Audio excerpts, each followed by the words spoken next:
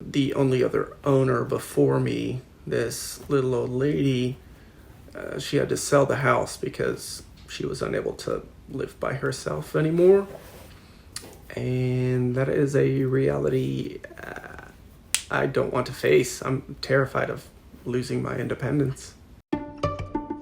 I have friends who are wheelchair users. I have friends who are older.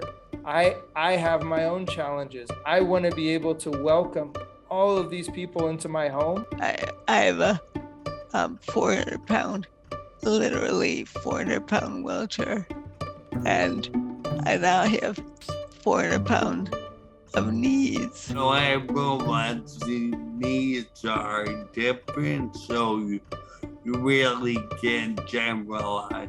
Earlier on in my disease, I spent a lot of time in the bathroom because it's Crohn's disease, and so it's the fun, pooping yourself to death times. I live with primary progressive multiple sclerosis. I'm dizzy and nauseous, and I get vertigo attacks regularly. I'm a quadriplegic. My right hip is fused, so I wear a prosthetic, and I was also born with one arm. With narcolepsy, my sleep is actually really, really fractured. I don't sleep super well, and I tend to wake up really easily. When I think about my living space, I kind of didn't take it seriously on how it could affect me.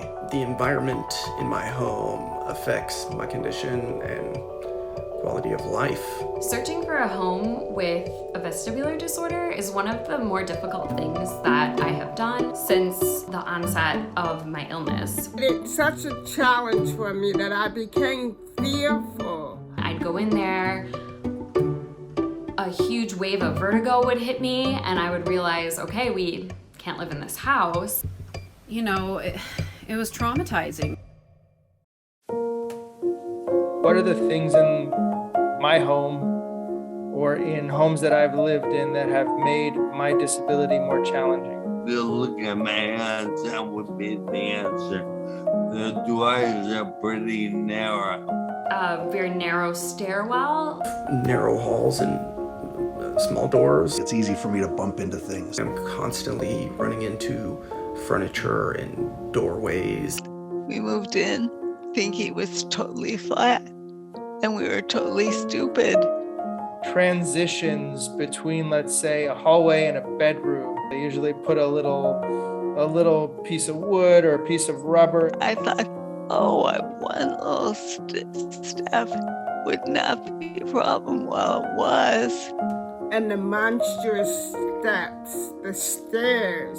Sketchy stairs. Low ceilings or slanted and uneven ceilings, and very geometric, linear patterns with high contrast exacerbated my vertigo. Countertops that are high, bars, tables, shelves that I can't easily reach. The dreaded bathroom. I have anxiety towards bathrooms. Especially when it was time to bathe.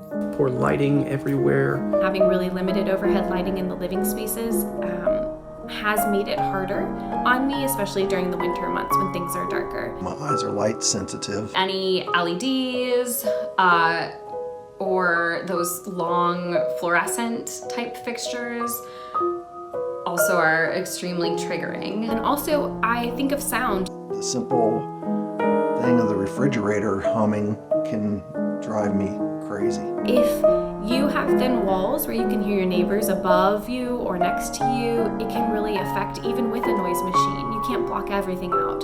Right now, I cannot make a phone call or answer the phone. My voice is low and technology can't respond.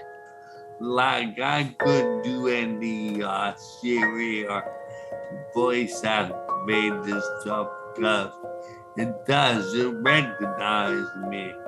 I would ask for a drink and the camel would show up.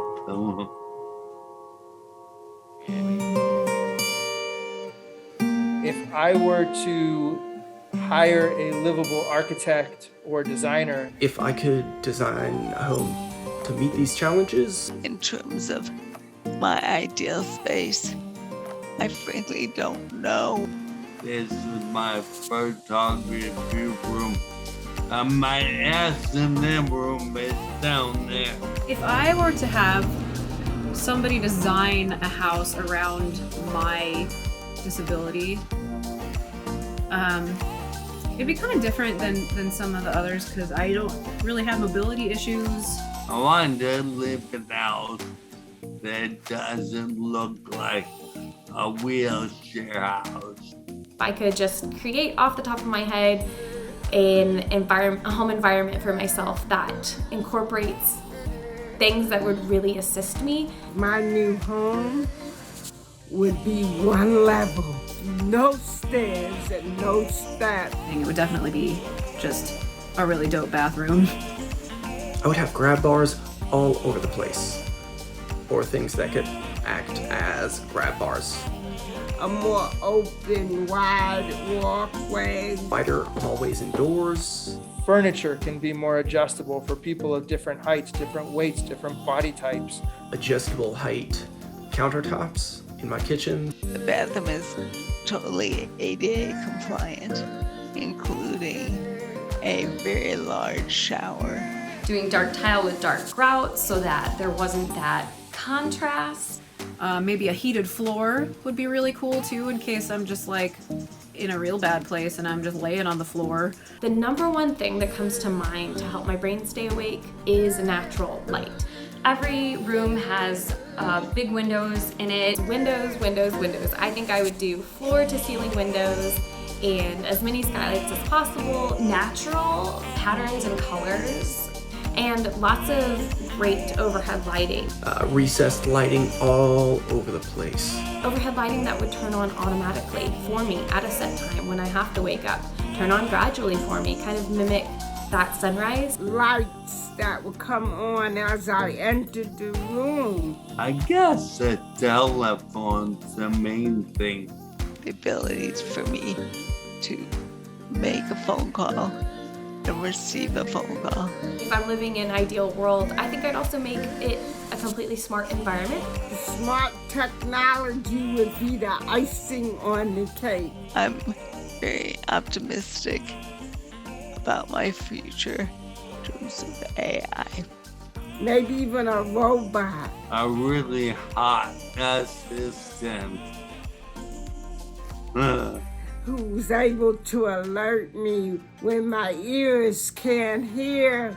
We have to consider so many other things here that are important to how we live, how we use our spaces, and how we adapt to them. I would love to be able to talk with the designer to think about the possibilities of the future. I would love to be able to enjoy where I live again. A place where I can open my mind, open my heart, and open my soul to everything around me.